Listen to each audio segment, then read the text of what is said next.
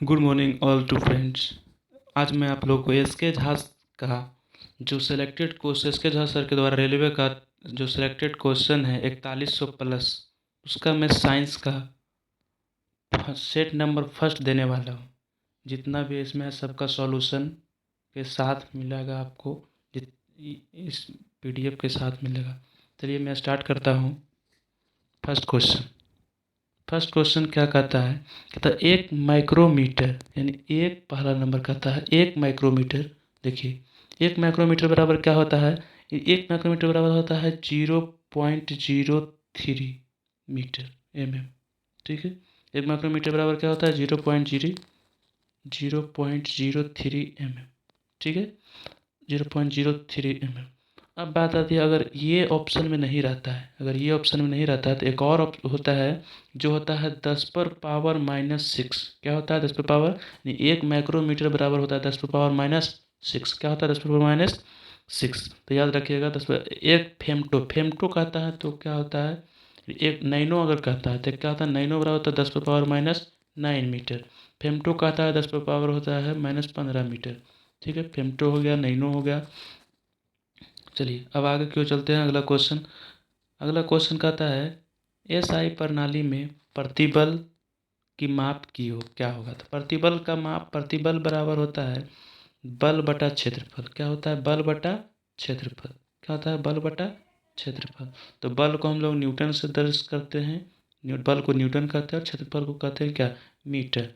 क्या कहते हैं, मीटर स्क्वायर। क्षेत्रफल को क्या कहते हैं, मीटर स्क्वायर। तो हो गया न्यूटन प्रति मीटर स्क्वायर, न्यूटन प्रति मीटर स्क्वायर। यानी एसआई बल, यानी क्या हो गया, दूसरा दूसरा क्या होगा, यानी एसआई प्रणाली में प्रतिबल की माप क्या होगा, न्यूटन प्रति मीटर स्क्वायर, न्यूटन प्रति मीटर। न्यूटन एन को तो जानबे करते हैं आप, क्या होता है, बल का होता है, बल का होता है। वाट तो वाट की किसका होता है, यानी पावर का होता है, यानी शक्ति का होता है। किसका होता है, शक्ति का होता है। और चलिए अब आगे बढ़ते हैं। अगला क्वेश्चन कह रहा है, अगला क्वेश्चन निम्नलिखित में से किन दो भौतिक राशियों की इकाई एक ही है। चलिए निम्नलिखित में से कौन सी भौतिक राशियों की इकाई क्या है, एक ही है। तो बताइए अब इसमें से कौन सा हो सकता है। देखिए बल और दाब ये तो दूसरा हो गया। बल और उत्क्षेप बल, देखिए बल और उत्क्षेप बल का इकाई क्या होती है, एक ही होती है। बल और उत्क्षेप बल का इकाई क्या होती है, एक ही होती है। बल और दाब तो अलग हो गया, बल बल और गति भी अलग है, बल और चाल भी अलग है, लेकिन बल और उत्क्षेप बल क्या है, एक ही हो। यानी तीसरा का क्या हो, तीसरा का आंसर क्या हो जाएगा, बल और उत्क्षेप बल। चलिए अगला कह रहा एक एटमोस्फेयर बराबर होता है, एक एटमॉस्फेयर बराबर होता है क्या चीज़, देखिए 0.01 गुना 10⁻5 पास्कल। क्या होता है 0.01 गुना 10⁻5 पास्कल। ये हो गया पहला का आंसर, ये हो गया 4 नंबर का फर्स्ट। अगला क्या कह रहा है, अगला कह रहा है निम्नलिखित को सूची 1 से सूची 2 को मिलाइए।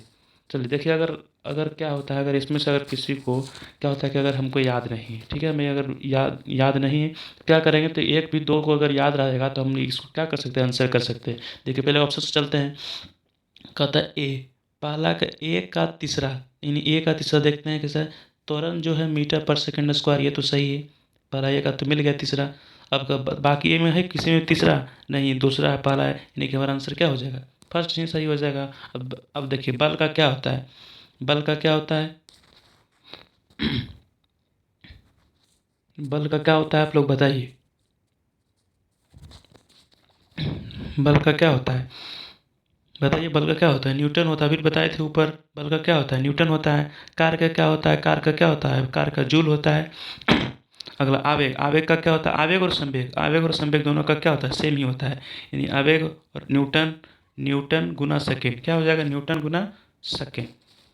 आवेग और संवेग देखिएगा ध्यान से, दोनों सेम ही होता है, ठीक है। चलिए अगला चलते हैं, कोणीय विस्थापन। अगला क्या नंबर 6 नंबर क्या कह रहा है, कोणीय विस्थापन। क्या कह रहा है, कोणीय विस्थापन। तो कोणीय विस्थापन का क्या होता है, मात्रक रेडियन। क्या होता है, रेडियन। कोणीय विस्थापन का मात्रक क्या होता है, रेडियन। अब रेडियन कितना होता है, कोणीय का होता है मीटर का, उसका मीटर कितना लंबाई का होता है, सेंटीमीटर भी जानबे करते हैं। चलिए अगला है एक नैनोमीटर। अगला क्या है, नैनोमीटर। अभी बताए थे हम आपको कि 10⁻⁻9 को हम लोग क्या कहते हैं, नैनोमीटर कहते हैं 10⁻9 10⁻⁹ मीटर को। लेकिन यहाँ देखिए, यहाँ कोई ऑप्शन में है नहीं है, अलग है, लेकिन इसी को इस तरह से लिखा गया है। देखिए क्या कैसे लिख दिया गया है इसको, इसी को 1/10⁻9 लिख दिया गया है। अगर इसको लिखना चाहेंगे तो 10 पर पावर क्या हो जाएगा, 9 मीटर हो जाएगा। यानी कि ये हो जा, अगर ये ऑप्शन में ये रहे तो ये ठीक है, अगर ये ऑप्शन में रहे तो ये नहीं, दोनों में से कोई रहेगा। देखिए इसमें कौन सा है, डी नंबर, इसमें ऑप्शन नंबर क्या हो जाएगा, डी हो जाएगा।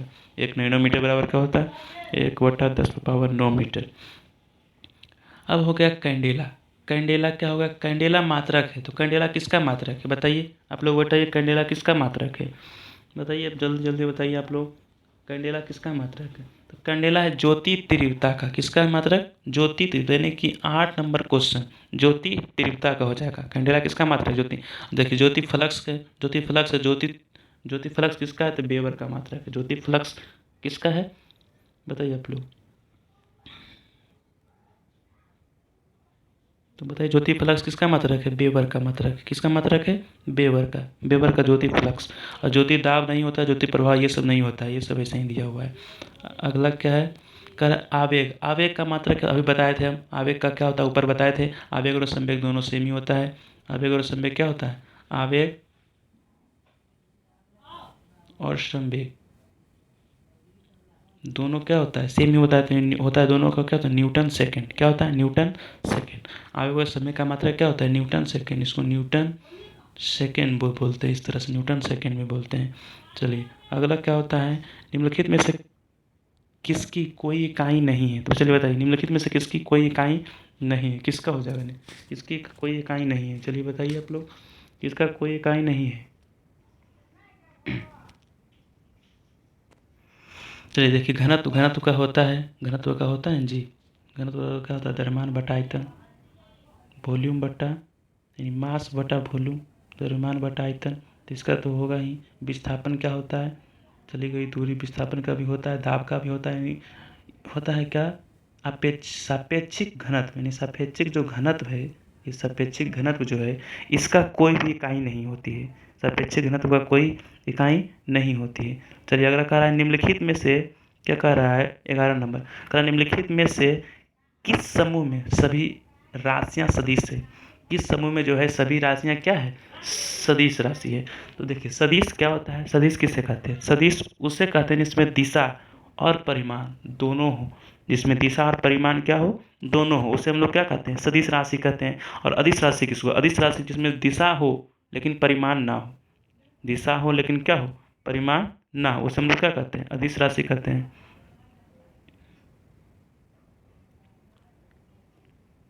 चलिए इसमें क्या होगा, देखिए कार्य ऊर्जा बल नहीं होगा, चाल त्वरण वेग नहीं होगा, यानी वेग त्वरण बल, इस ये जो होगा सदिश राशि हो जाएगा। क्या हो जाएगा, सदिश राशि, ये क्या हो जाएगा, सदिश राशि हो जाएगा। चलिए आगे कह रहा जो सदिश के गुणनफल से प्राप्त राशि, देखिए सदिश, सदिश से गुणनफल का प्राप्त राशि जो होता है सदिश ही होता है। क्या होता है, सदिश ही। सदिश को सदिश से गुना करेंगे तो सदिश ही प्राप्त होगा।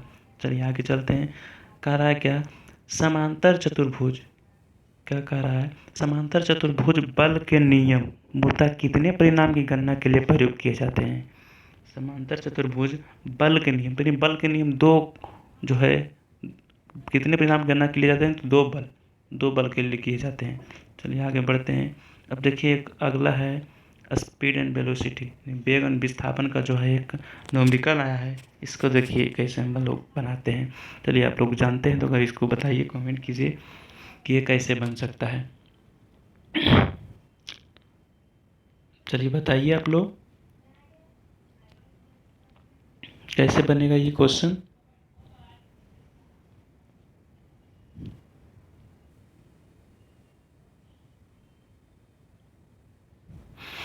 यानी ये जो हो जाएगा 3i एकदम क्या, बाई अक्ष में परिमाण, एक्स अक्ष में परिमाण 3 है, एक्स अक्ष में क्या है 3 है, बाई अक्ष में परिमाण क्या है 0 है, बाई अक्ष में क्या है परिमाण 0 है, लेकिन जेड अक्ष में क्या दिया हुआ है। यानी देखिए देखिए पहले समझिए क्या है, 14 नंबर क्या कहा है क्वेश्चन, समझिए।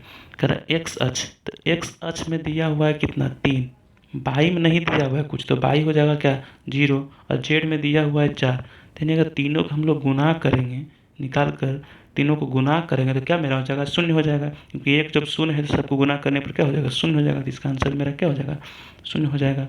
ठीक है, अब आगे चलते हैं, आगे क्या है, कह रहा है 12 न्यूटन तथा 8 न्यूटन परिणाम के दो बल एक वस्तु पर कार्य करता है तो वस्तु पर लगने वाले परिणामी बल अधिकतम मान। अगर अधिकतम मान पूछेगा, अधिकतम मान पूछता है तो सीधा 12 प्लस 8 कर देंगे। 12 8 प्लस क्या हो जाएगा 20 न्यूटन। मेरा आंसर क्या हो जाएगा 20 न्यूटन। देखिए 20 न्यूटन किस में है, सी में। 20 न्यूटन मेरा किस में है, सी में है। ऑप्शन सी सही हो जाएगा। अगला कह रहा है एक बल, अगला क्या कह रहा है, एक बल 2i 3j और 6k प्रदर्शित होता है। इस बल का परिमाप देखिए, इस बल का परिमाप का होता है फॉर्मूला। देखिए क्या होगा, 2 का स्क्वायर क्या हो जाएगा, 2 का स्क्वायर प्लस 3 का स्क्वायर प्लस 6 का स्क्वायर। ऐसे ऐसा क्वेश्चन जितना भी आएगा सब इसी फॉर्मूला से बनेगा। अंडर रूट 2 का स्क्वायर 4 हो जाएगा प्लस 9 हो जाएगा प्लस 36 हो जाएगा, प्लस क्या हो जाएगा 36 हो जाएगा। अब सबको जोड़िए तो 9 4 13 और 36 क्या हो जाएगा 49 हो जाएगा। तो यानी अंडर रूट 49, तो अंडर रूट 49 का मान कितना होता है 7 होता है। अब देखिए कि ऑप्शन कितना में 7 दिया हुआ है, ऑप्शन 7 दिया हुआ है, यानी बी इसका आंसर क्या हो जाएगा, बी हो जाएगा इसका आंसर। अगर नहीं समझ में आता है थोड़ा सा पीछे करके देख लीजिएगा, फिर से समझ में आ जाएगा। अगर नहीं समझ आता फिर से हम इस क्वेश्चन को फिर से एक बार बता देते हैं क्या है। देखिए इसका फॉर्मूला होता है अंडर रूट, देखिए समझिएगा, अंडर रूट 2 का स्क्वायर प्लस 3 का स्क्वायर प्लस 6 का स्क्वायर। सब कुछ जो निकालेंगे तो अंडर रूट में आएगा क्या, 2 दूनी 4 प्लस 3 तिया 9 प्लस 6 36। सबको जोड़ेंगे तो अंडर रूट कितना आ जाएगा 49 आ जाएगा। अंडर रूट 49 का वर्गमूल क्या होता है, यानी 7 होता है। क्या होता है 7। तो 7 किस में है, यानी देखिए बी में, ऑप्शन बी में। क्या किस में है, ऑप्शन बी में। ऑप्शन बी में 7 मात्रक है। चलिए अगला देखते हैं। कह रहा है दो सदिश 4i 7i 7j कह रहा है को जोड़ते हैं, यानी ए बराबर दिया हुआ है 4i प्लस 7j, ठीक है। बी बराबर क्या दिया हुआ है 2i प्लस 3j, यानी सबको जोड़ देते हैं। पहले 4 2 कितना होगा 6i, 7 3 कितना होगा 10j आ गया। यानी ए, अब देखिए ए प्लस बी बराबर हो गया 6i आया था प्लस 10j आया था। तो इसका क्या निकाल लेंगे, अंडर रूट निकाल लेंगे इसका स्क्वायर करके और इसका स्क्वायर करके। तो 6 6 36 हो जाएगा और 10 दाएँ का क्या हो जाएगा 100 हो जाएगा, यही ना होगा। 6 6 36 हो जाएगा और 10 दाएँ के 100 हो जाएगा। 36 हो जाएगा और 10 दाएँ के 100 हो जाएगा अंडर रूट में। तो अंडर रूट इसका आंसर क्या हो जाएगा, अंडर रूट 136। 36 का वर्गमूल नहीं निकाल पाएंगे इसलिए अंडर रूट इसका क्या हो गया, अंडर रूट 136, अंडर रूट 136। अब कह रहा है किसी पिंड का वेग समरूप कहा जाता है जब, कह रहा है किसी पिंड का वेग समरूप कब होगा, तो वेग का मान और दिशा दोनों नियत होने पर, वेग का मान और दिशा दोनों अगर नियत होता है तब किसी पिंड का वेग समरूप कहा जाएगा। किसी पिंड का वेग क्या होगा समरूप कहा जाएगा जब वेग का मान और दिशा दोनों नियत हो, ठीक है। अब आगे चलते हैं।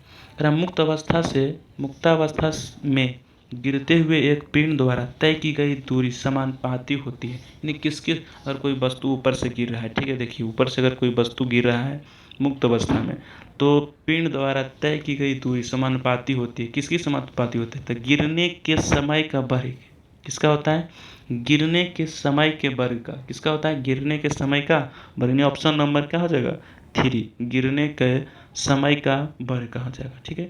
अब कह रहा है अगला नॉविकल है, कह रहा है 5 किलोग्राम के वस्तु पर 40 न्यूटन के बल को लगाने से प्राप्त त्वरण होगा। तो देखिए क्या हुआ है, यानी कि एम बराबर दिया हुआ है 5 kg, ध्यान से 40 न्यूटन, यानी एन बराबर क्या दिया हुआ है 40 न्यूटन। एफ बराबर क्या दिया हुआ है, एफ बराबर दिया हुआ है, ठीक है। चलिए फोर्स मतलब क्या होता है बल, एफ बराबर क्या दिया हुआ है,